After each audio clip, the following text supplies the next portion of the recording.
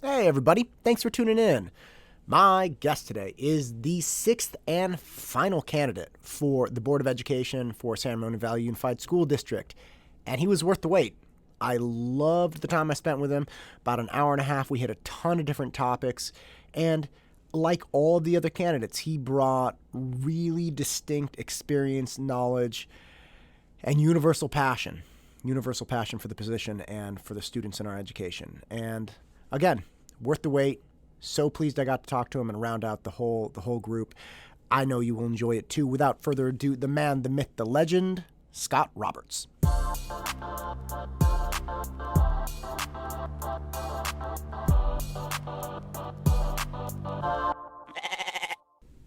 Hey Scott, how are you? Doing well. Thanks for asking. Awesome. You got your water there. Listen, I'm sorry to pop on the recording so fast.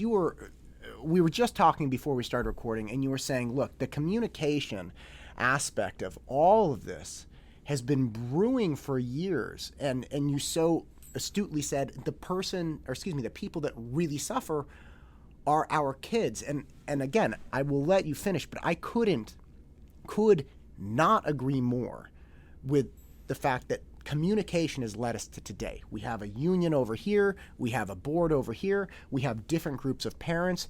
Everybody's pointing the finger, everybody's screaming. There's all kinds of just horrific communication going on. And like you said, it's the kids that are suffering because we can't function. Right. At the end of the day, that's they're getting the short end of the stick on the poor communication that's happening right now. And like I said, earlier, part of the reason why I'm getting involved at this level is because I've had the opportunity over the last few years as I've been involved, in the district at a few different levels, to see that the kind of misinformation that is all over social media, that has really, like you said, has been just kind of boiling over, and it's gotten to the point to where in the last couple of years, we've seen we've seen strikes and things like that, and it's unfortunate. I'm not going to try to point fingers right now, but certainly I think this kind of communication and people taking basically reading a couple things that they see on social media and taking that as the truth, right? And it is just a problem, and so I'd like to try to improve that.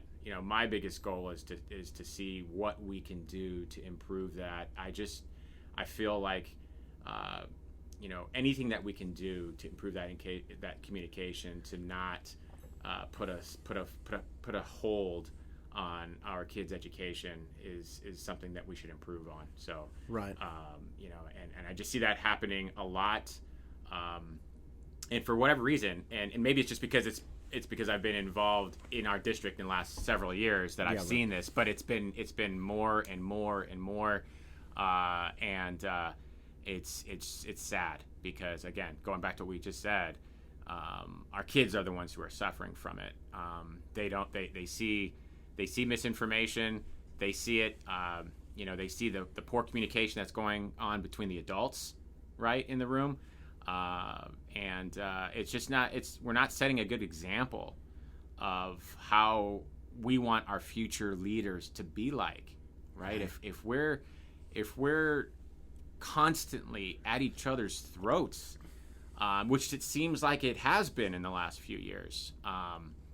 It's just, that's not the kind of future leaders that we hope to have out of our kids. And so if we can change that, which is what I hope to do, again, I think that there's a lot that we can do to improve that communication, those relationships. Okay, we talk about a lot of the communication, but it's these damaged relationships that I'm finding that need to be repaired, and that's what I'm setting out to do.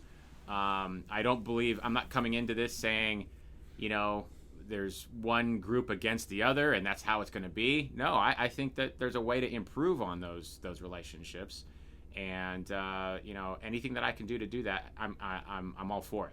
So, well, I think I speak for everybody in the community, especially for all of the candidates. Thank you for what you're doing, right? Every single one of you is coming forward. Every single one of you has seen a problem. Yeah. And you're not just taking to social media. You're standing up. You're saying, look, I will commit myself to trying to be part of the solution. It's not that everybody can shoot and hit right on, right? There's only going to be one person out of the 3 selected from each of these zones. But that's right. But all 6 of you are genuinely putting your best foot forward and committing your life. So again, thank you. So, sure. And again, this is something that I probably wouldn't be sitting here talking to you right now if I hadn't been involved in the community at many different levels, but especially with the school district. And what was this? Earlier in the year, the current incumbent for District 3, the trustee, Mark Jewett, we were at an awards ceremony. A friend of mine, Margaret Leong, got she got Person of the Year awarded to her from our state senator. And we were all at this event.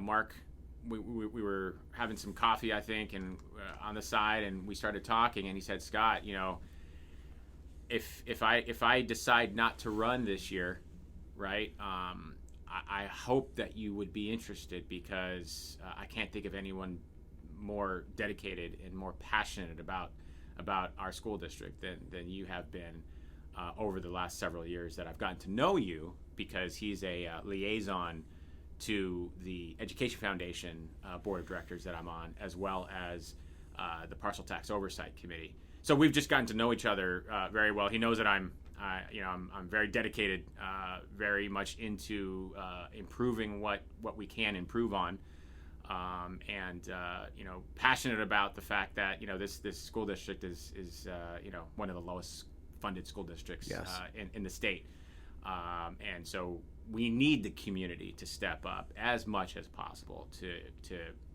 fill in those funding gaps, right? So again. We had more conversations after that, and he told me about the sort of this damaged relationship between the district and the union, right? And that if it were up to the union, they would completely change the entire board if it were up to them. And I've learned now in recent months that it sounds like that's pretty much true. So again. I'm not trying to bash, one side or the other, but I do feel that we absolutely have to mend the relationships here at the adult level. Otherwise, the level of education that our students are receiving is just gonna start crumbling. Right. So we have to step up. We have to make a change here. We have to figure out how to work together in a better working relationship. That's just the bottom line. Right. And just a note on what you said originally, that our children are watching. Yeah. Right. Exactly. And I'm not talking necessarily about a 6-year-old. Yeah, they're watching, but sure. The older students. I mean, if you're talking about a 16 or 17 or 18-year-old, and they're taking any interest, which I hope a lot of them are, in what's going on and where the school districts are leaning, or their education, whatever it is. It's almost like seeing the, quote, debates on TV, where you're kind of like, okay, all right, let me get this right.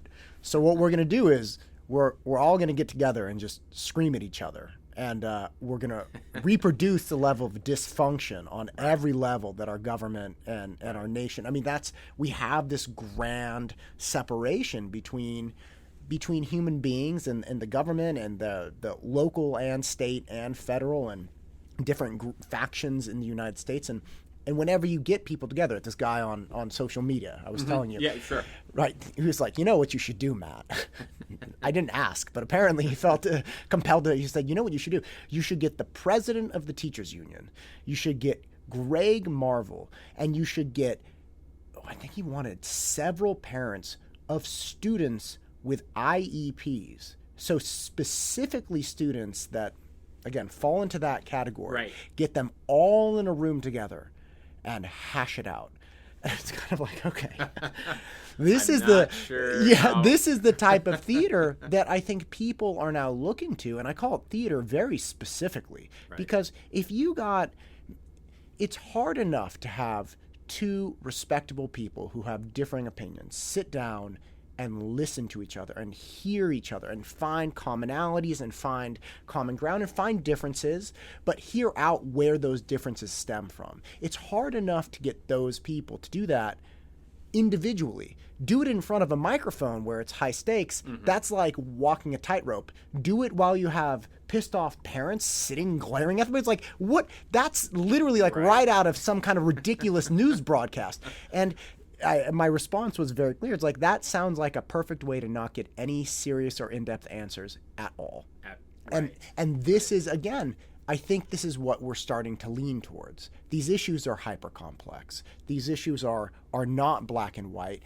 Voices should be heard. People need to be valued, especially, and the people that fall into the losing end especially need to be understood, where it's, hey, look, this did not go the way you wanted, but we hear you.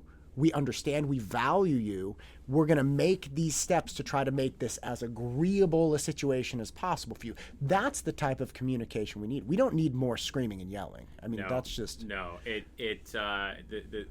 exactly. And I think that this kind of communication that's going on is a level of... Scott, you got a great voice. Put it into the mic. Come on, baby. Okay. There we go. There we go.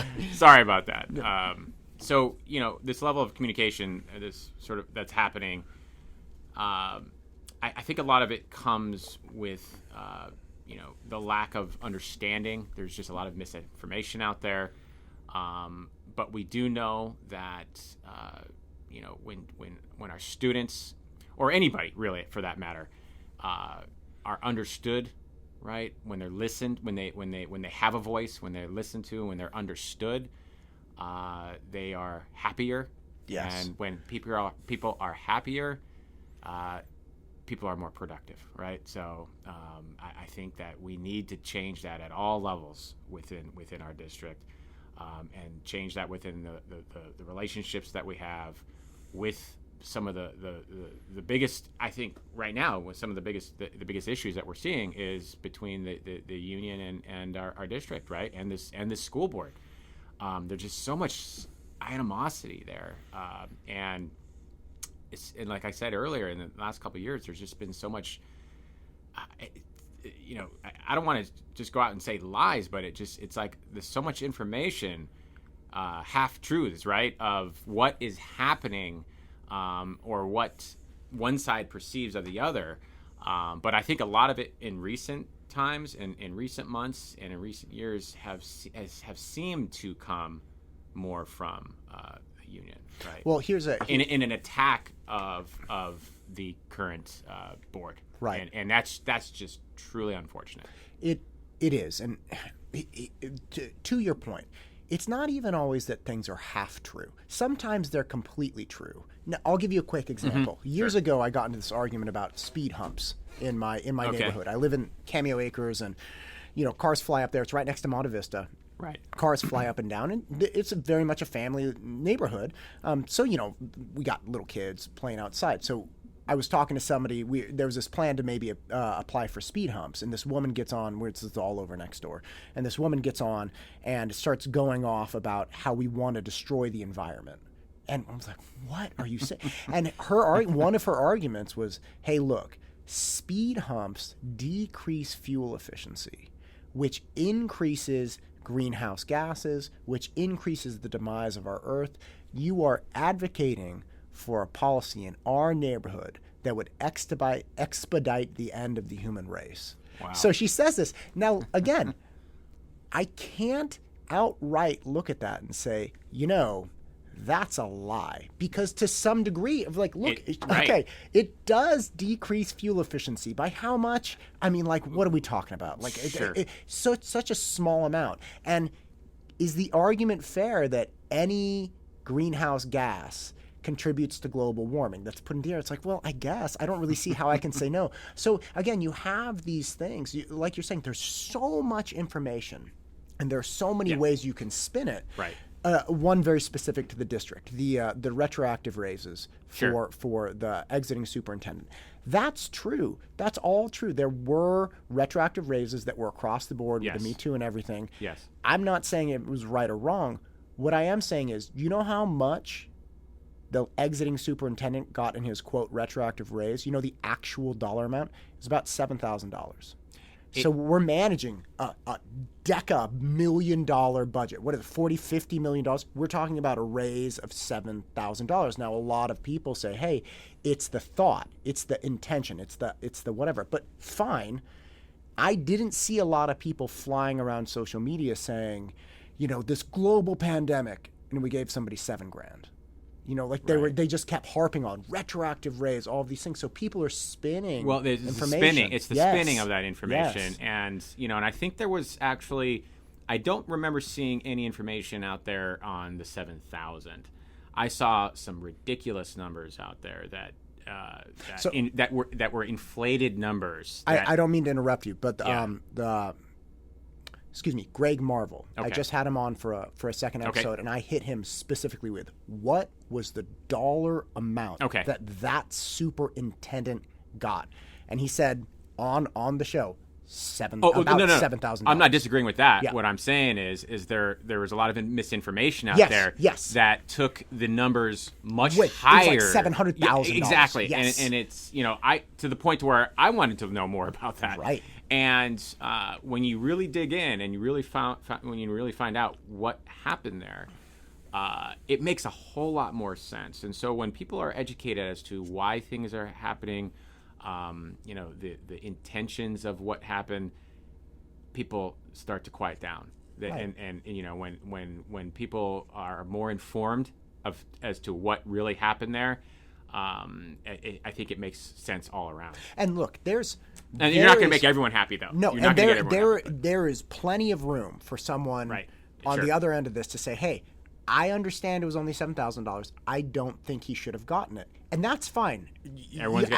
Everybody gets to have an opinion, but let's just all come to the table acknowledging some base facts. And again, if you don't think he should have gotten it, that's fine. I'm not saying you're wrong. I am just saying, hey, I think everybody would be more relaxed about it. To say relaxed right now is almost impossible, but I don't think people would be as worked up if they're like, okay, look, the sitting president did agree unanimously with the rest of the board to give a $7,000 raise retroactively. That's what he did. And if you don't like that, that's fine, but that's what he did. Yeah, everyone got their raises. Everybody got the raises. Right? So if you look at the fact that everyone essentially got their share, right? Shouldn't our management receive a fair share as well? I mean, in terms of those raises, we can't continue to be in a high performing district without well-paid people.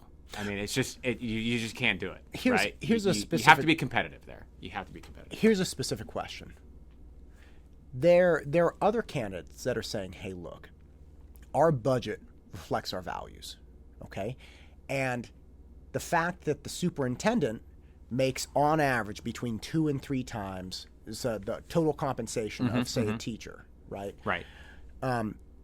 That's not in line entirely with the values of the community. What do you think about that? Because I see what you're saying, to be very clear. I see you're saying, hey, look, that may be true, but if you want a good superintendent, which I assume is a value, we have to have obviously competitive wages. Absolutely, and we do pay well, right? I mean, if you look across the board, I mean, we actually, if you really think about it, we treat our teachers even better. I mean, they're in the top 10% of paid salaries across the state, and I think we're probably at one of the top here in this county. And if you compare that to what we're paying to our management, they're not in the top 10%, right? So, for someone to come and say they didn't deserve a raise, I just don't see where you can come from that. I think that our leaders need to be paid fairly in order to continue this high level of achievement that we're getting from our students and this district as a whole. I come from the corporate world, and if you look at the C-level management in most major corporations, it's they're being paid far beyond 2 to 3 times the average salary. I mean, Sure. you're going way beyond there. Right. And so for us to pay 2 to 3 times to our superintendent, I just don't. I think it's fair. I think it truly is fair. And if you compare that his salary with other superintendents in the region, he's not like the highest paid. I don't believe, right? No, so no, he's not the even highest close. paid. So, given that, right, then what are we really arguing? I think we have to be competitive, we need to continue to be competitive in the way that we compensate our teachers, as well as the administration. Right. I think that we need to treat each employee the same. We need to be fair, and we can't just give raises to teachers and not think about giving raises to the others who do deserve it. Sure. And there is a very, very reasonable line of thought as well that says, hey, look, even if you wanted to give total compensation to be analogous, you're still going to have a superintendent making 25% more because that superintendent's working 12 months a year. Well, and they're also, aren't just managing, 20, 25, 30 kids a day, right? But even if we did want to say, hey, look, you should get the same, and excuse me, they shouldn't be making 25% more. Teachers work 9 months a year, and the superintendent works 12. So that's actually a 33% increase. So if you have your teacher, highest compensation teacher, total compensation around 160, your superintendent should be making over 200, well over 200. It would be like $212,000 total compensation. Right. So if you take that all into account, it's like, well, and to your point. Yeah, exactly. I mean, if you're looking at it that way, absolutely. It wouldn't be out of the ordinary for the superintendent to have that type of compensation. Right. Again, how do you attract the best of the best? Right? You can't do it on the lowest salary out there. You just can't do it. The same with their teachers. Don't we want the best educators? Don't we want the best teachers? We have to continue to pay them what we can. And right now they're in the top 10%. If we can pay more, great. I'm all for it. Trust me. I'm all for paying our teachers as much as we possibly can. Right. You can't. I will not argue that. Right. Sure. We have to do that, but we also have to treat the rest of our employees fairly, and because again, if you have certain percentage of your employees feeling like they're not getting their fair share, then you're going to have a dysfunctional group. It won't work out the way that everyone wants it to. So, right. In order to have this well-oiled machine continue to function at the high level that it currently is functioning at, you have to stay competitive and you have to be fair across the board. Right. We can't just compensate one group and not the other. Right. It's just the way that it works, right? And it seems fair. To me, anyway. Yeah, no. To you. I think that there's, again, like I said, I think that the problem, I think most people would find that understandable and would probably agree with that to a certain extent if they understood why things are happening. If they sort of sifted through some of the misinformation or or just we're just a little bit more educated on the process and why things are happening, I think that you'll have a little bit less confusion out there. You'll have less negative feedback from what's happening. We'd have a better conversation where there's place for people to disagree. Exactly. That's fine. And there's always going to be people that disagree, and that's good. That's kind of why we get together to have these conversations, right? That's what keeps us honest. Yeah, that's right. But again, you asked me my thought on that, and quite frankly, I don't see the problem with what the board did to compensate, to across the board in a fair manner. Sure. Right. So if I may pivot, when we're talking about the best, as I very much feel about the San Ramon Valley Unified, I mean, tremendous schools here. Sure. And wanting to continue to shine, there is a massive shift in the higher upgrades with juniors and seniors and how they're going to be getting into colleges. Now, again, San Ramon Valley has done a tremendous job. I mean, the high schools are fantastic with getting kids into four-year colleges if that's where they want to go. Right. And a big piece of that is quantitative, right? Especially with Doherty Valley, just absolute juggernaut. Trust me, I'm learning that more and more every day. I mean, they don't mess around at all, and I get it for them. Sorry, I didn't mean to interrupt. No, please. So my question is, okay, look. As the ground we're standing on starts to shake and shift, and the UCs are taking out the test scores, and the CSUs are going to be taking out the test scores, we want every student in this district to continue shining and setting themselves apart from the crowd. That's part of what we do, not just for college's sake, but academically, for a life's sake. You want to produce high achieving, socially contributing individuals, and you have to distinguish yourself. So what do you see as far as a way that we can continue to do that? And should we keep working on making sure we have the best test scores, and how do we navigate this? Well, here's the thing, and this is a good topic. It's a topic that I come across with just about every family that I've talked to in the Doherty Valley. I think that at least every family that I've talked to, they value the quantitative piece of how their children are going to be getting into college. They put a lot of effort into these tests. It's the way that they feel that their kids are going to separate themselves from the pack. Sure. Okay. So, and I get that. I have a lot of friends that may disagree with standardized tests, and for a long time I wasn't really sure how I felt about that.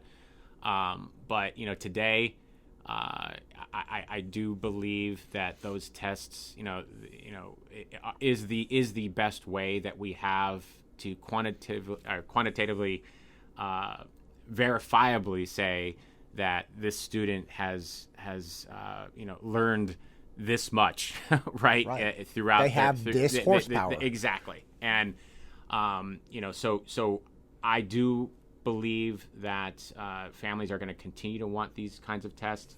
I think that there are a lot of families that disagree with the UCs not having these anymore, and they eventually will probably go away here in years to come, right? Completely, at least here at the UC and state level, right?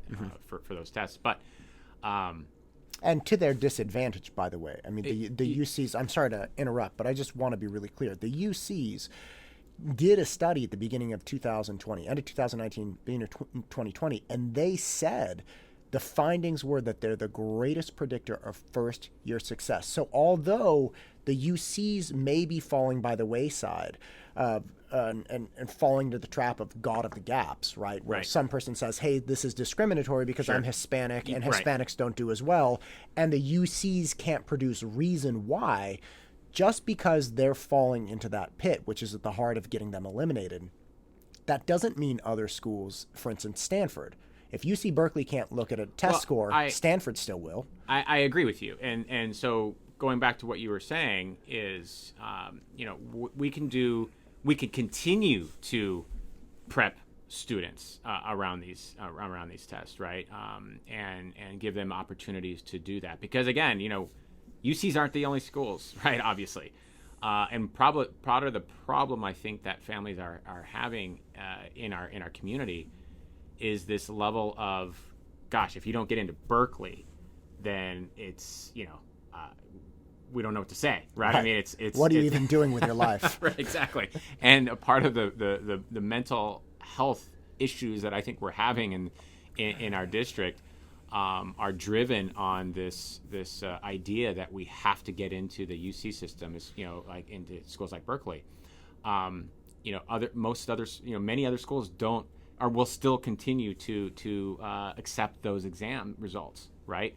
So, what's wrong with going to other schools? Right, like UW or something like that. There's plenty of schools. Yeah. There's plenty of schools. That's true. There is no lack of higher education. There are plenty of schools that kids could feel good about in terms of getting in with their SAT scores. So right. So I didn't mean to sort of digress there, but no, you're perfect. Okay. You're perfect. So again, I think that families value these tests. They are the quantitative piece that helps their child distinguish themselves against the crowd, and I think it's important. I think that we have to continue to offer this to our student body, and let families use those in to their advantage. Right. So now whether certain schools are going to accept them or not, we don't really have control over that.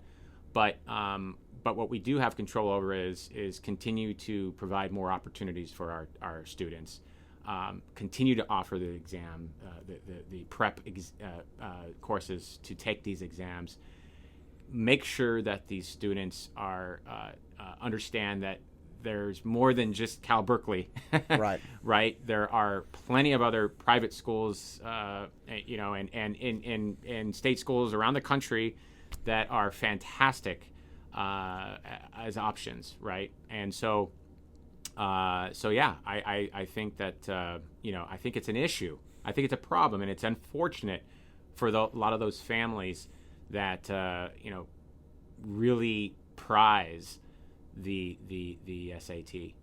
They put a lot of time and effort into those. Students study for those exams, and whether they come from a family that's a little bit more fortunate than others, I still see it as even for those low income families, it's a way for that student to get out of that situation.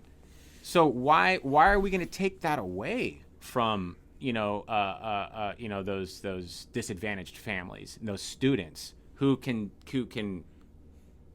study for an exam, do well, and get out of poverty, right?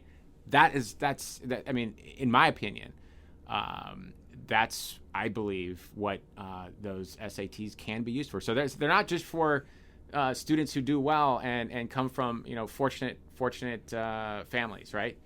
They can absolutely help those disadvantaged families as well. Right. I mean, that's like the story of my entire family. Okay. You're preaching to the choir 100%. Okay. I mean, it's just the way so to take that away from students, I think is unfortunate. Indeed. So let's say you have a student who does still want to go to Berkeley. Okay, and they take the SAT and they prep for it and they do whatever, fine. But Berkeley's now no longer looking at it, right? How do we continue distinguishing our students in the absence of these tests, right? What do you think would be best for the district to focus on, or what additional resources you think should be shifted to other programs or ideas that would help make them say, the admissions officer say, wow, this kid's it? Yeah, and that's a good question. I think that, again, so I'm not going to take away from the SATs. I think we should, I think that we should still honor the family's choice to prepare for those, right? In case they don't get into Cal Berkeley. But in order for us to move forward, knowing that the SATs may not be accepted at certain schools, in order for students to sort of distinguish themselves from others, we have to offer more opportunities around. One of my biggest things, in my opinion, is to increase the level of extracurricular activities. So I started an organization several years back that sort of allows for this, right? It brings more attention, it brings more light to extracurricular activities, especially things like athletics, music, and it sort of opens more of those doors for students to be more active, right? And not only hang their hat on the academic piece of getting into college, right? There's so much more to growing up and going to school than just my math tests, right? It's there. What team sports are you involved in? Are you involved in music? Are there other types of STEAM type programs that you can be involved in? And what I also believe is that we can do a better job of having a stronger relationship with the private sector. So, as a current San Ramon commissioner for the city of San Ramon, I've built a lot of relationships within our city and within our local businesses and corporations, right? I think we should offer programs that give kids the opportunity to do more what do you call it? Internships? Well, the internships and those types of programs, and so many companies are seeing this as, wow, this is not a bad idea. We should open the doors to juniors and seniors that want opportunities to say, hey, look, this is maybe the direction I might want to go after college, right? Or this might be the direction I want to go in college in terms of studying a certain degree. So those are the kinds of things that I hope to do, is to expand and to strengthen some of the opportunities that we have in our private sector, leverage those resources, bring them into our district, and offer students more options in terms of how they can fill their resume.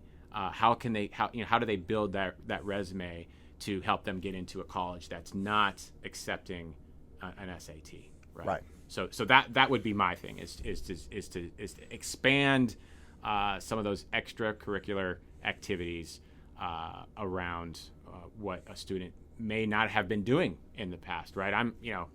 There's all this talk about, and I believe it is a problem, mental health within the community and within our students. I'm finding that a lot of students are so overweight. I mean, they've got so much going in the academics piece. They're not doing anything with music. They're not doing with athletics. They're and I feel like they could sort of expand what they're doing, and I think that actually helps reduce stress, right? Is when students have that outlet to play an instrument, or to play on a soccer team with their friends, right? So more. And again, there's the flip side to that, where I think some families and some kids maybe have too much going on, so they're on like six sports teams. They're playing like 3 instruments or whatnot, right? They've got some other types of organizations that they belong to, and their schedules are just so impacted that that's actually causing a problem as well. So I think families need to find that happy medium, but I think it needs to be something to where it's well-rounded, and I think that the more well-rounded our students are, I think those are going to be better opportunities for those students to get into those schools, right? Because the schools, if they're not going to be accepting the SATs, they also have to look at the whole student, right? How else are they going to decide who gets into the school and who doesn't, right? They're going to start having to look at the whole student more more closely. And in my opinion, that the whole student means, what are you doing outside of your academics? Right. So- And it's so interesting the way we have shifted so intensely towards like, look, let's get STEM, let's get these engineers, and that's really where the pull is. But you also really have to take into account, it's like, all right, look, you're dealing with a 16-year-old, and you need to be training the 16-year-old to be self-comforting, to be balanced, to be high functioning. But what high functioning means for a lot of parents, at least that I've seen, is they're like, all right, look, the kid's high functioning if I can get the kid to school in the morning, to practice after school, to the study group, to all of these different things, line them up and get them to perform in that capacity. So essentially the kid, as I used to describe to people, it's like the student becomes this engine, right? This just really well-oiled, just humming along. Right. And the parents made sure that this engine was strapped down, just right, aligned perfectly, and could just, boom, perform. And that's how you can squeeze out, just a little bit more juice from this orange, right? Then you have students that are in calculus as sophomore or juniors, right. and then going on taking classes at DVC and things like that. But by and large, the thing that I've seen is the problem with that is that once that student becomes unstrapped, right? Once the student's not around the parent, where the parent is physically delivering the kid with food in the belly and like a jug of water and like, getting them to every individual thing, that's where you start seeing breakdowns in college, where it's like, how is this possible? My kid was doing so well all through high school, got into this tremendous school, and then completely fell apart. And it goes to what you were saying, in my opinion, which is, look, if we're not making well-rounded students who understand balance, who have the capacity to get up once they're knocked down, they can get a B. I'm not saying anybody should get Bs. But they can get a B without absolutely losing their minds. There was this new term called bulldozer parent, right, compared to a helicopter parent. So the helicopter parent watches over the kid and says, do this, do that, and you're not doing it right, whatever. And the kid's like always like swatting this fly right over the shoulder. It's like, God, go away, mom. But the bulldozer parent actually paves the way perfectly for the kid. They knock out every obstacle. And in this way, you get this, it's almost like an artificial performance, because we all assume it's like, hey, look, if somebody got a 4.8 or 4.7, they killed them. They had to overcome all the human experiences that we take for granted, like broken bones or break up with girlfriend or, this sport. But what you get is people that can perform and deliver these numbers. They have had no distraction, no adversity, no hardship. And so you actually make this incredibly fragile person that appears to be very, very tough, very academically tough, but they're fragile as far as the whole person, right? They don't have the capacity to work through adversity. They don't have the capacity to calm themselves down. Like you were saying, with counselors, you want to, to avoid counseling and whatnot, you need to have, sports, you need to de-stress. You need to play guitar or something terrible, whatever it is. Right, whatever instrument. Right, no. I think that, it'd be really interesting if there was some data that could tell us, that with in terms of all the students that graduated out of college, or high school even, with these high, the highest GPAs, and what happened to them right beyond, and to sort of track that. I think that's actually going on right now in terms of this Senate bill number 2. They're actually thinking about creating this electronic system that actually sort of takes all that quantified data and tracks how well students are doing, which is pretty interesting, actually. But it'd be curious to see, what that data looks like in terms of just like what you're saying, right? Is it the students that are getting high 3.8s and 4s, maybe they didn't get the 4.2, but they learned a little bit better how to manage situations on their own, right? Versus a student whose path was paved completely by their parents. Oh, 100%. Right. I mean, you know what I'm saying? And so, Right. so, that would be interesting to find out and to see more, learn more about that. But right. I mean, I when I was in high school, I got into Cal. I'd go to Cal, but Right. while I was in high school, I didn't have the highest GPA, but I was captain of 3 sports teams. I was first There you trumpet go. in the jazz band. I had a paper route. I did not have very engaged parents, so I didn't have anyone that was a helicopter or a bulldozer. So I kept hitting all this stuff along the way, but I kept pushing down that path.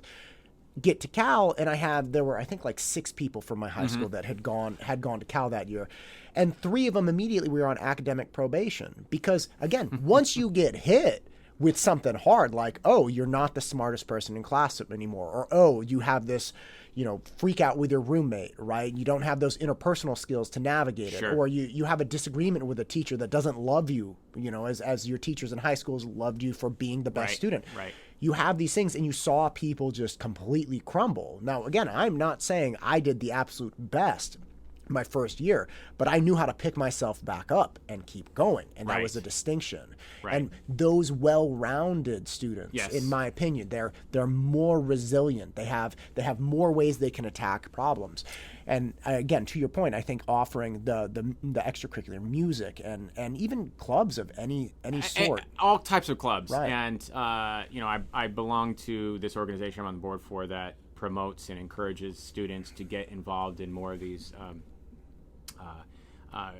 types of activities that, well, I'd say, a lot of them are these internships, political type internships where they can spend, the summer working for the in the senator's office, Sure. right, or our county supervisor's office, right, I think there's a ton of, programs like that I just think a lot of most students aren't aware of, but I think we can do a better job of if we need to find more ways to help our students distinguish themselves without having that SAT.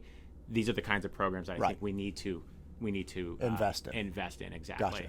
and spend our time on. Yeah. So what of the student or the family that just says, you know what, I'm not against college, but my track right now, not really a college track, right? So say you have a sophomore or a junior, and for whatever reason, they're just like, you know what, I love this car, or I love this hunk of wood, or I love that pipe. Well, I don't know, or not that kind of pipe, by the way. Let me be really clear, like plumber. Oh, I got. pipe. Now I see what you're saying. Right. Okay, no, I don't even think it's like. Anyway, the point is, so what of those other types of programs? Because those are programs that have completely been stripped from schools in the name of, hey, we have to get every single student that can stand or wheelchair themselves into a college. And huge cost to college. I mean, that's an investment. That's a big thing. Yeah, the thing is that, a 4-year university may not be every kid's path, right? And that's okay. I think that we make it out to be that is the only path, and which is also another issue with a lot of the mental stress and the problems that we're having in our district, is that we're making that 4-year university the only way, right? And clearly, it's not the only way to be successful. Anyone with their eyes open knows it's not the only way. It's not the only way, and we need to we could do a better job of making sure that we brand that, or that we communicate that in a way that that makes it accepting to families. And maybe we're just not doing that to the extent that we need to. But, I helped a friend of mine 2 years ago run for the community college board. And he was successful in winning, and he's now on our community college board. And part of the platform there was to help students understand that it's you don't have to go straight in to Cal Berkeley, right? Go there at all, right? At all, right? You can look at a junior college like DVC that does a fantastic job of letting a student come in, figure out what they want to do, and if they do well, they could transfer to just about any 4-year university that they want to, right? I mean, we've got the best transfer school at DVC right here in our backyard. Free for the first year for Contra Costa residents. It's free. You can attract all those students who say may not have the funding to get into college.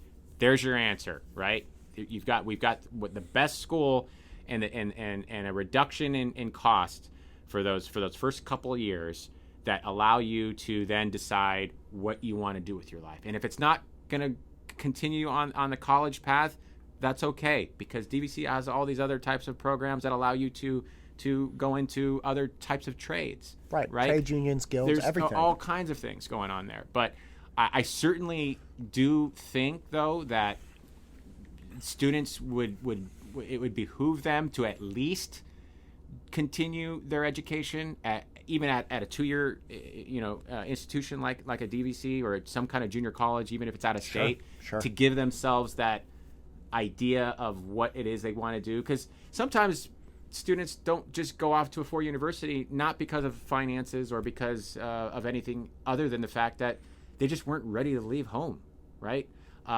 That's okay too. So No, it's not. Get out of your house. Stop harassing your parents, you greedy monsters. Your mom doesn't want to do your laundry or make you macaroni and cheese anymore. Get out of the house. Well, I hear you on that. But some of these families, though, would rather you take a couple of years to figure it out before they shell out, thousands of dollars to go to a 4-year university. Tens and hundreds of thousands of dollars. To hundreds of thousands of dollars. To then 2 years later figure out this is not for me. Right. So again, I'm not saying that, I think college is where what most students are trying to achieve, but it's not for every student. And there are other opportunities out there for those students to figure that out. I think we're lucky to have, our junior college system here.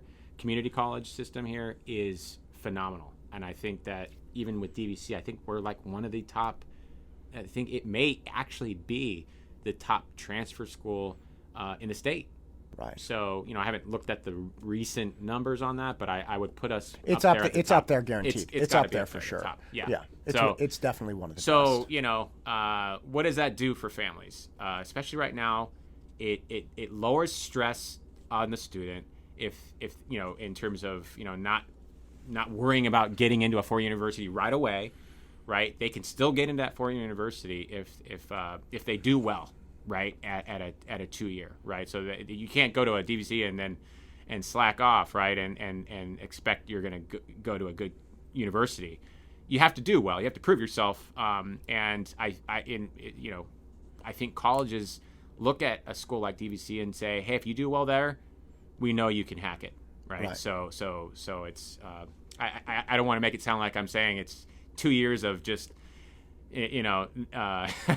wasting your time. No, for sure. You have to apply yourself and use that time wisely to kind of figure out what you want to do. Right, and that makes complete sense. Yeah, and again, whether it's 4-year university or going to work after that in some trade or something else. You keep investing. You keep investing exactly. in yourself in some capacity. Right. That makes sense. Right. We're talking about the future there. Okay, let's talk about right now. Today, I was at home. I got three boys. I got 2 on their iPads and one running around the house screaming, wanting to play with his iPad. I mean, it's bonkers. So we obviously have had a breakdown in functionality, right? And we're obviously constrained by the county and by the state, and that's a problem, right? Well, rather. Are you talking about financially? Well, not. No, I'm talking about. I'm sorry, being distance learning, right? Having students be stuck at home, and this is. Yeah, there's a portion of students that it's really working for, and they're like, "Hey, looks fine, and even if you give me the option, I'll stay at home for the rest of the year. Let's just, I'm good with it." But there's the majority of people. I think the last tally was like 70% say, hey, if you give me an in-person option, I'm all in. I'm going in person unless something changes. So there has been a huge debate. Just pretty much anywhere any 2 people can communicate, from text message all the way up to 10,000 member Facebook groups. How we get kids back in school. Two-part. How do you think it is that we got here, right? Like, why is it that all of a sudden people have taken these factions and we're going bonkers with each other? And how do we get through that and get kids back into school if you think that's the right thing to do? Yeah, sure. And terrible again, question, by the way. I no, know right? And nobody's happy with I've this never heard of question. this question before. You know, it's clearly the top of mind of every family right now. Yes. And it's not something that you can win either way. And I'll tell you that personally, I believe that the best education that we can possibly give to a child is going to be in that classroom. Okay. But why we're here today in this situation is because, COVID-19 didn't come with a manual, right? We weren't prepared. There wasn't one school district in this country that we can point to and to say, oh, they were prepared for this, right? I don't think we can find one school district that can say that they did a great job initially with COVID-19. And in the defense of our school district, we could definitely point to people who were less prepared. Sure. Right, like we have not done the best job, but there are a lot of people who didn't have reserves. They didn't have any kind of plan. They didn't move fast. Absolutely. Right. Absolutely. And I think that initially, like most school districts, we were running around with our head, like chickens with their heads cut off, right? That type of situation. But I think that once we had a handle on how to do things better, we started off the new year with on a whole new page, and that's the response that I'm getting from a lot of families. Is that it was night and day in terms of the difference, right?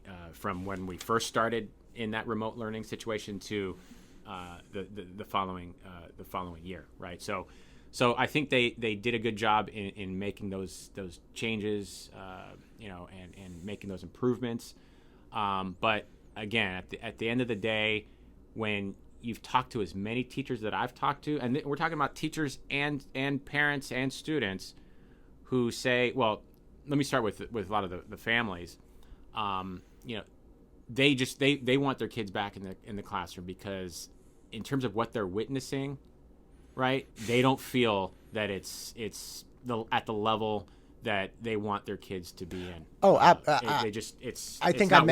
couldn't agree with you more. Like I mentioned one of my families, this student who I love. He's a great kid, and the mom's awesome. And we worked on this entrance test. When I say worked on, I mean I helped him flush out his idea. I told him when he was being repetitive. Nothing crazy. I didn't take the keyboard away from the kid. But he turned it in to a teacher who said, hey, turn in a college entrance essay. So he does. The teacher doesn't know the kid. It's a very insightful essay that he came up with, weaving weightlifting and stressing his body the way he thinks people should stress their minds instead of being in control and never having opposition. He's like, that's not how you get stronger. Like, you want to get strong in the weight room, you got to put on a lot of weight. You got to stress it. You got. So she doesn't know him. So now she's accusing him of cheating. She's like, you obviously didn't write this. He's like, I wrote that entire thing. Wow. And the mom is calling me freaked out. But she said, if this person just sat down with my son for 10 minutes, she would realize that he's not a meathead, that he's very bright, he's a good writer. And it's absurd. So, yes, you're not getting the experience. To your point, I'm sorry to interrupt. No, it's okay. This is something that's kind of like breaking today. It's like, oh my gosh, you're lacking the relationship. Well, and at that level, yes, that's definitely happening. But kids, it's not just the books that are improving our kids' lives, right? I mean, it's the interactions that they have with other students. It's that social aspect of going to school that is a part of learning, right? And kids aren't getting that right now. And it's hard to say what that's going to mean to these kids 10 years from now, 20 years from now, right? This window, this period of time that these kids that our students have missed out on that, because they're you can't go back and take second grade over again, right? You can't. I mean, The social development, exactly, just basic arithmetic or spelling, you can't do any of that. Right. And so again, I firmly believe that we have to get those kids back in. And I had a just to give you an example, I had and yes, in general, that's what I do believe. But then again, you also have these families who are truly struggling right now with their special needs kids. Oh. And I had this afternoon where I just made tons of calls, and in this one period of time, I think I talked to probably 6 or 7 families back to back that had a child that had a special need, and they were truly struggling with that child. Now, they may not have had the same issues with their other children in the home, but that special needs kid, it was tough. And anything that we could do to get that child back into the classroom, they wanted to hear it, and they were all for it.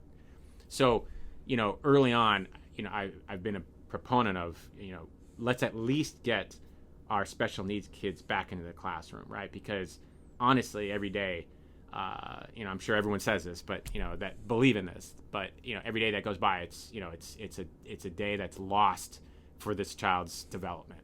Right. So you add months to that, it's kind of scary, right? It's sad. So getting those kids back in as soon as possible. I know that we've been working on that, and then even that beyond that is even our young kids, right?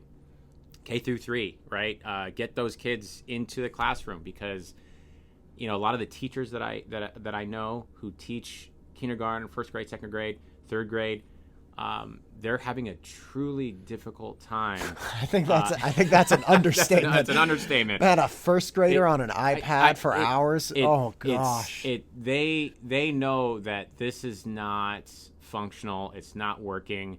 So those teachers are saying, I'd love to get these kids back in, but even more importantly, I've got a handful of youngsters who are behind in reading, and I just can't get to them through this remote learning situation. Right. And those are the kids that we absolutely have to worry about the most. Are those kids that are falling behind in, say, reading comprehension, that they're normally getting that extra help in the classroom with the teacher, that they're not getting now. Right. So that's again, and I've said this in many places and to many people. The special needs kids and those kids that of course with the the reading comprehension, and then just our young students, we have to get them back. We have to figure out a way to get them back, obviously as safely as possible. And then also keeping in mind that as this happens, as we get into a more sort of hybrid situation, as soon as possible, that we do keep in mind that there are going to be a number of teachers and a number of families and students that aren't going to choose to get back into the classroom. Sure. And it was I talked to a student the other day who reached out for a project for his class, and said, hey, I'd like to talk to you about a project I'm working on, and I'm talking to the candidates, and I've got this technology. And so it was a fascinating phone call. But for this particular student who's in high school, even though he's getting by in the remote learning situation, he would love to be back in the classroom just to have that interaction with his friends and the teachers. Right. He wants to be back in the classroom, but in his situation, he lives with his grandparents and just could not imagine bringing COVID back to his grandparents in that situation. So you're going to have those families. So complex. It's so complex. You're going to have bonkers. It is. It's probably one of the most difficult situations that our district has probably ever faced. Obviously, clearly, right? And getting kids back into the classroom and trying to accommodate those that will not step foot back into a classroom, as well as the teachers. I mean, that's the probably one of the most difficult scenarios that we could ever face. Now, how do we make sure this doesn't happen again is like I said, this didn't come with a manual, but now we should have something that in future pandemics, and they're never all going to be the same, but we absolutely have to have a plan in place to say, hey, certain students can be taught in the classroom, at will, and we also have a plan for those who may not, want to be in the classroom. And I've talked to like people like my sister. I think with in their district, they pretty much immediately from the get-go had a choice of either coming back into the classroom or staying remote. And there were windows of opportunity for those who were on either side to say, I want out or I want in, right, in the classroom. So so I think for her kids, they just passed that window of deciding or not if they want to be back in the classroom. Now, in their situation, they're staying remote. And again, there's going to be a lot of those families. But in general, the best way that we can possibly educate our kids is going to be in that classroom setting. There's just no arguing that, right? We just have to do it in a safe way. Right, in a safe way, and giving people options, a flexibility on the district level. There's I have a brother-in-law who's a teacher, kindergarten teacher, out in Brentwood, and there was discussion in the district about what do you do with people. Say you got somebody going into kindergarten, mm-hmm. right, and you're in July, mm-hmm. in July of this year. You're looking at it like, okay, kindergarten. I'm not sending my kid to the iPad to just stare at this. Like, let's defer a year. I don't care. No big deal. And there were at least a couple people who were told no. And they're like, no, how do you mean no? I'm not logging my kid on. They're like, that's fine. But when you do log on or come to school next year, your kid will be a first grader. And they're like, whoa. Wow. I just want to start kindergarten, not 2020, but I want to start 2021. They're like, you will not have the option to start kindergarten 2021. You will have the option to start first grade. And that kind of rigidity, I think, especially now, it's like, I understand the problem. Like, maybe we'll have a massive kindergarten mm-hmm. class next year, and that will be difficult to navigate. But it's not the district's job to put the logistical headache on the parents and the children. It's the district's job to navigate the logistical headache and prioritize the student as best as possible at every point there. Sure. And no, giving those families the choice, the options, giving them more options, I think, is in my opinion, a better situation for them. So I agree with you on that. And it sounds pretty unfortunate that a family is forced into those boxes. Sure. Right? Well, I mean, think about it. If you have 50% of your kindergarten class 2020 that then bumps to 2021, all of a sudden you have to hire kindergarten teachers. You got to let go of first grade teachers or shift them, like all kinds of problems. And then what happens with that development that they should have gotten prior to getting into first grade? Right. Are they always going to be now behind every grade that they go into? So that's not that doesn't sound like it doesn't sound right for plan. anyone. Because as you said at the beginning, it's putting the problem on the kids. Yeah. Like the 6-year-old doesn't need a problem put on his shoulders or her shoulders about like, what are you going to do? So if we go back to the whole idea of what we are as board members, right? What we should be doing as a district. Clearly that route that you're discussing, they weren't solving for the best outcome for the child. Right. That it sounds like that equation was that's a miss. You got some hits and you got some misses. That was you didn't get the battleship with that one. Exactly. It sounds like that equation had a little bit more to do with the ease of the district and just trying to figure it out in terms of what was easier for the district to do. But not looking at what was best in terms of the outcome of the child. So let's. You were talking about safety a minute ago. The SROs have become a big thing. Sure. Right? Having a school or safety resource officer on campus, and it's become a big thing as of late. obviously we've had incredible civil unrest and really highlighting socially the problems that our minority groups have in our society. And great, that's wonderful. There has been a massive push in response to that to take funding away from law enforcement, almost indiscriminately. Sure. Right? Again, my brother-in-law is a Berkeley police officer and Sure. actually worked at Berkeley High as an SRO for a long time. And it just seems crazy. They got defunded, I think, by 50%. Yeah. They took 50% of their budget away. And Berkeley has not had an officer-involved shooting in almost a decade. Right. Right. So these are people that really took the call to hey, let's not be like. And my brother-in-law has a master's in social welfare. He's a very, very compassionate, involved, engaged law enforcement agent. What's your feeling on this? Because it has been stated, hey, not everybody feels safe around officers, and right.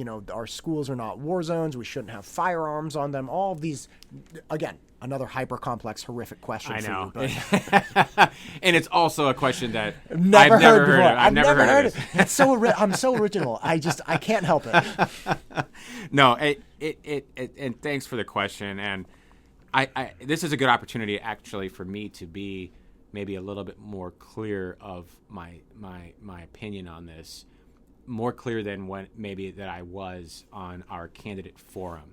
Okay, although I thought I was pretty clear on the forum, but I need you to be crystal. Let me be crystal. I need you to carve this into the cement. Don't ever change. Just exactly. I'll carve it on this table before I leave. So again, like I said on the forum, I do believe that what's going on across the country is it's unfortunate. And clearly there are problems with certain areas in certain police forces that need to be examined, that need to be reformed. Right. And in some situations for those districts, for those police forces, they may need a complete overhaul. Exactly. Now, the issue to me is that we have to be very careful about how we take those national issues in our community here. We have to be careful not to take a very sort of national political issue and put that in a situation to where we're putting our own children in harm's way. Sure. By just taking this very political issue and saying we need to implement this right away, right in our own it instantly. Exactly. And we I hope that we're smarter than that. That we look that we read between the lines there, and that we don't just act like other communities have done. So we have to make sure that we're careful on that. I believe personally that SROs, these resource officers, provide value on campus. You're talking about someone who's my brother's has been in law enforcement his whole life, and now pretty high up in the Secret Service. I have had many friends that were SROs. A great friend that was an SRO in Oakland, and I've been on a ride along. I see what they do. I think that in general, the SRO they're getting this bad rap right now based on the national rhetoric that is going on with defunding the police, which is unfortunate. But personally, I think that our police department has a good relationship with the district, and just in terms of the feedback that I get from most students that and I'll just tell you the many that I've spoken to, most students don't see the officer as a threat of any kind. Most students don't even have much interaction with them, right? And and so many of them don't feel a threat. Now, there could be some students that are threatened by them. We'd have to investigate why, and maybe try to improve that relationship there, so that those few students who do have that issue can feel more comfortable. Because obviously, we don't want kids going every day feeling like they can't be at school because a resource officer is there to cause harm to them. I mean, that wouldn't be good, right? So we do want to identify those kids, help them figure out what the problem is, and try to improve that. But in general, SROs provide that value, and I think that there's this conversation going on around that. Oh, we don't need SROs. We need more counselors, right? But technically, from at least SROs that I've talked to and district staff, SROs actually tend to act as a counselor in a way, right, for certain types of students, which I think is a good thing. So I think that they're there to build some of those relationships with some of those troubled kids, right? I mean, we've had issues where kids are bringing weapons to school, guns to school. I mean, this is not something that you're going to ask the counselor to come, the psychologist, the school psychologist to come out and deal with, right? This is something to where you need someone who's trained in law enforcement to understand this kind of issue, right? What are we going to do in a 911 situation, right? Are we going to ask our psychologist to be the person on the front line to deal with this?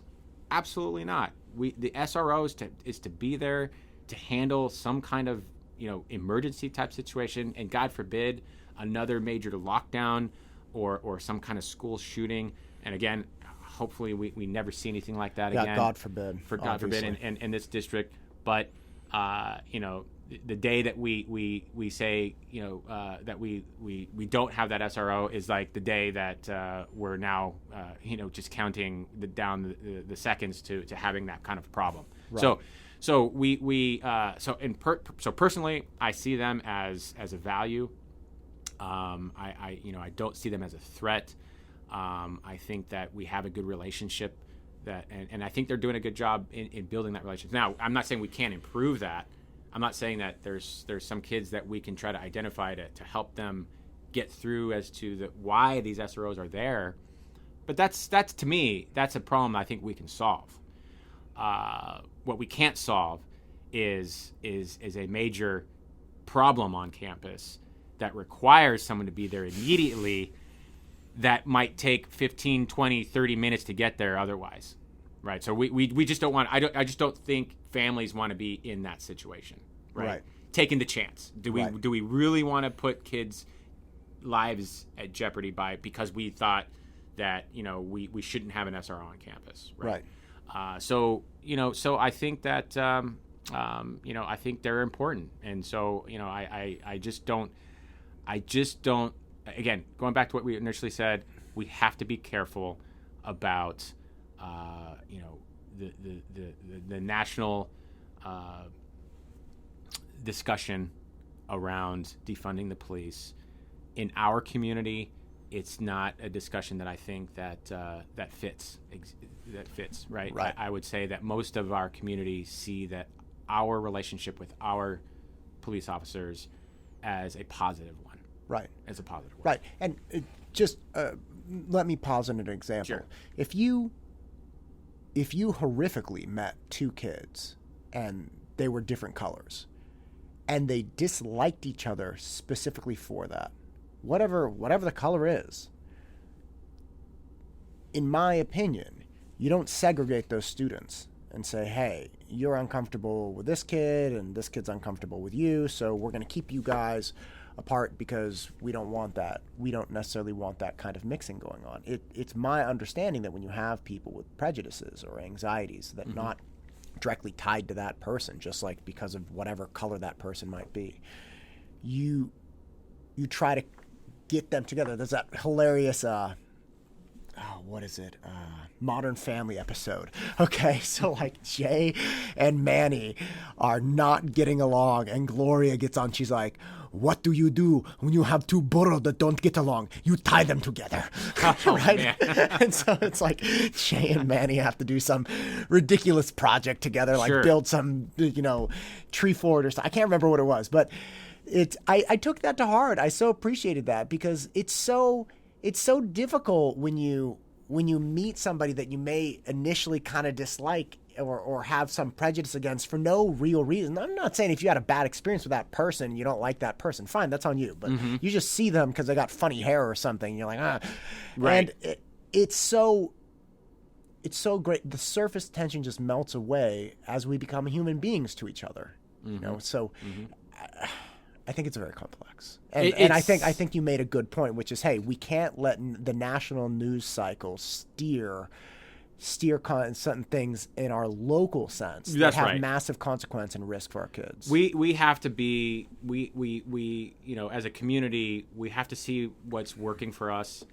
And to be honest, right at this moment, our SROs are working for us, in the general sense, right? I'm not saying that there's never a need for improvement. I'm not saying that there's a better way of branding their what they're doing there to that certain student population that is uncomfortable. We can improve those. Those are things that we can improve. I just don't think the opposite is something we want, right? Which is a major problem on campus, a lockdown situation, and not having someone there to act. Right. I don't see how any district would really want that kind of situation on their hands. Right. It's just absolutely. You always want to have it and never need it. I mean, when my boys were going to Green Valley, they were talking about doing a closed campus because there were entrances that, like say just the drop off, right? There was no fence there. You could walk on, walk off campus all day long. And they were discussing having a full closed in fence area, specifically because the kindergarten is right on that main road. When my son was in kindergarten there, he literally busted straight through. My wife and I volunteered a couple times a week, every single week, and we were leaving at one point. I think my wife was leaving, and she had left something in the classroom, and my son, being, Mom, grabs this thing out of the classroom, busts out of the classroom door, busts out of the playground area, because the playground area wasn't locked, and ran right up to her car, which was right on the main road, to give it to her. Wow. And of course the teachers are trailing behind, hey, come back. Right. But it was like, okay, how long did it take him to get to the main road from that kindergarten classroom? The answer is about 10 seconds, right? And he's not a fast runner. We are not built for running in my family. This is more of like he's a wrestler. Really? You're not a runner? I can swim very well. I rode in college. I'm great on my butt. I just can't. Okay. That's like the upright thing is. But again, it was one of those things where my wife said, that's just so concerning because if he can get out that fast, first off, that's a problem. And if he can get out that fast, someone can get in that fast.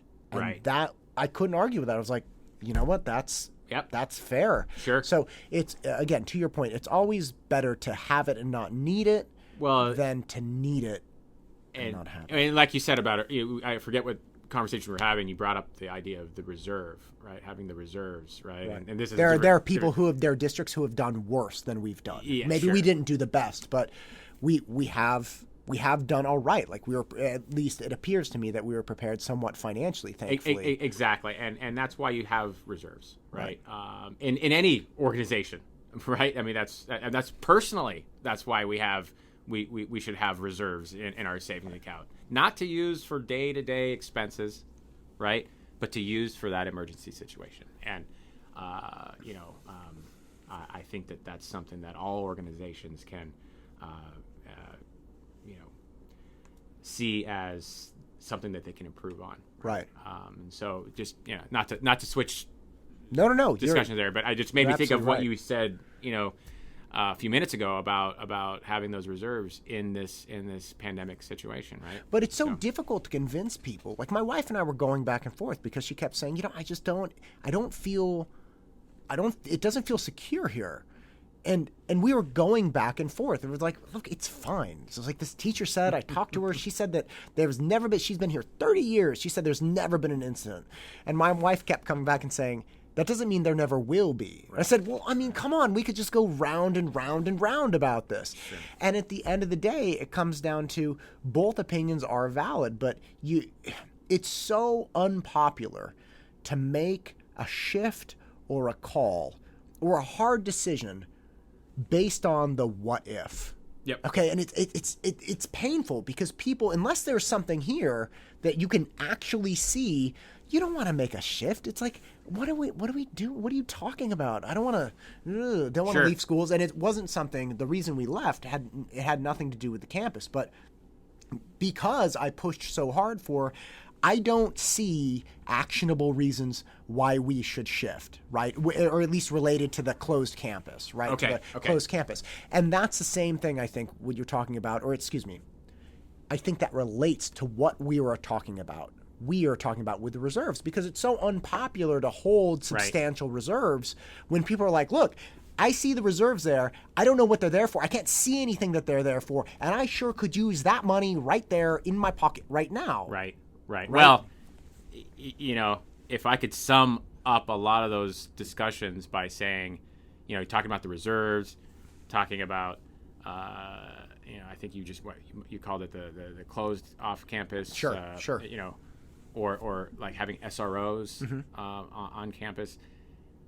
I'm someone who believes that if there's any possible way to remove a lot of those question marks in our day-to-day, and if we can create a more of a predictable situation versus a probable one, I think our children, our district, our families will feel better about the ongoings of what's going on on campus, right? So just by doing a lot of those things, we're putting ourselves in a more predictable situation where, it's nothing's guaranteed. Just because you have an SRO doesn't mean that, we're not going to have a major problem, right? But, at least we're improving our chances. We're improving our chances by being in a more predictable situation, by having things like reserves, by having, SROs on campus, versus if we didn't have any of those things, we're in a very problematic situation, right? So that's how I look at a lot of things in life. Is you're such a pessimist. I've only known you for an hour and a half. You're a pessimist. It's what can we do to remove as many question marks as possible? Right? Sure. Yeah. Sure. So. Scott, why are you doing this? This is just, you're obviously intelligent, capable, you have other things going on, and here you're like digging through the slop with like crazy people on Facebook and pissed off parents. And I've talked to a fair few pissed off parents in my time. It is not fun. I mean, it's like people dealing with, in the last 6 months, every time I get a call from a parent, it's like, they canceled my test center. It's like, I know. And the best you can do, obviously, is say, okay, look, we'll get them prepared for the next one. We'll just like, I'll do these free review classes, all of these different things. And, like you try to do the best, but they're so upset about it. And it's so frustrating because to some degree, I know it's like, I can't do anything about it. I mean, to a very large degree, I can't stop a testing location from getting closed. And here you are. I mean, this is my state of existence. This is where I live, right? Yeah, in this like traumatic kind of freaked out, I got to get into college state. Right. And you're walking into this. Why are you doing this? Well, I won't look at that I'm walking into it. I'll look at it that I'm already in it. And why I decide to continue to stay in it is because I grew up here in the San Ramon Valley. I specifically in the city of San Ramon. Actually, it wasn't quite a city yet. It became one a couple years after being there, right? So my family moved to San Ramon back in the early 80s. Both of them worked for Chevron, and which is why we basically found our new home in San Ramon. And I grew up in San Ramon. I went through our schools. I have a lot of passion for this community. I've, to the point of, joining the Education Foundation here in this community for the school district, which serves a tremendous purpose in filling those funding gaps that we need dearly in this school district because we're so low funded, right, due to LCFF. But I'm also on the Parcel Tax Oversight Committee. I care deeply about the success of our students. I've spent most of my adult career raising money for disadvantaged students so that they can have the financial aid to be able to attend a private institution. I've been doing this all along, and I believe that when I finally was approached by our trustee to say, hey, look, I hope you're going to be interested in this because I just don't know anybody else as passionate as you are about this district. I said, at first I was flattered, but then I realized, it's a duty. I have to stand up, right? I'm already in it. I might as well stand up and do this because, I'm looking at, I'm also looking at, others that are running for this position, and I truly believe that in what I will bring to this community, to this district, is a situation that is always, there's never going to be a question about this, but it's always going to put our kids first, right? And I just don't want a situation to where that's not the case. And I've been seeing that in the last couple of years. Kind of what we started this whole conversation on is that in the last couple of years, I've seen situations where, unfortunately, kids aren't first, and the adults are, causing commotion. And with a lot of what's going on, it seems like politics and adults are getting in front of kids' education, and I don't believe in that. We have to get rid of that. We have to improve that somehow, and I feel like I'll be the best one to do that. So, and again, it's a lot of this comes from the fact that I grew up here. I think I'm the only candidate that actually grew up here in San Ramon, and that actually went through our schools. So you'll never question the dedication I have to our community. There's no one can question that. So I really do care about how well our kids do, and I want to keep it that way. Not just for the families who have kids in this district, but for all community members that live in this in San Ramon, Danville, and Alamo, and right. We have to make our educational system as efficient as we possibly can, and continue to make sure that kids are number one. Make sure that we're always solving for the best outcome of our kids. Bottom line, period. That's it, and that's why I'm doing it. I want to make sure that we're going to continue to do that, and I think I'm the best candidate that's going to make that happen.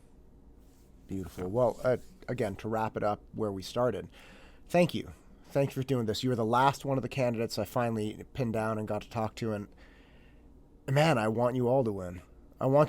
You all just bring such passion and enthusiasm. You all have great aspects of plans and thoughts and experience, and